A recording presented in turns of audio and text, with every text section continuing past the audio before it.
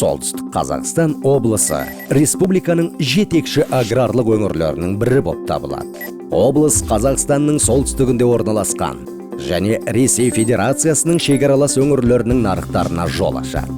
Солтүстік Қазақстан облысы экономикасының негізін ауыл шаруашылығы мен өнеркәсіп құрайды. Солтүстік Қазақстан облысы еліміздің жетекші астық өңірі.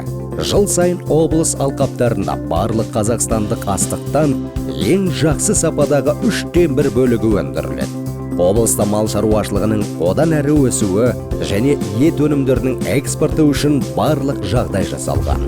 Облыста пайдалы қазбалардың көптеген түрлері анықталып, әртүрлі дәрежеде зерттелді. Өңір аумағы солтүстік Қазақстандағы уран кенді, алмазды және қолайлы сирек металды провинцияның бір бөлігі болып табылады. Солтүстік Қазақстанның индустриялық кешенінің жетекші саласы машина жасау болып табылады. Өңірде мұнай, газ, темір жол және энергетикалық кешендерге арналған өнімдердің өндірісі жолға қойылған. Облыста жеке энергетикалық инфрақұрылым бар. Ішкі нарыққа электр энергиясын жеткізумен қатар, облыстан тыс жерлерге электр энергиясын жеткізу жүзеге асырылады.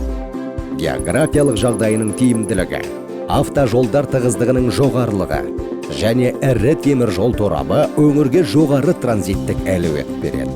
Өңір Батыс Еуропа, Батыс Қытай трансазиялық темір жол магистралінің солтүстік дәлізінің бір бөлігі болып табылады. Неге солтүстік Қазақстанға инвестиция салу тиімді?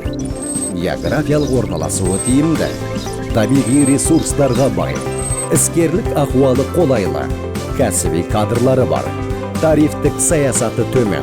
Солтүстік Қазақстан облысына өзара тиімді ынтымақтастық аумағына инвестиция салыңыздар.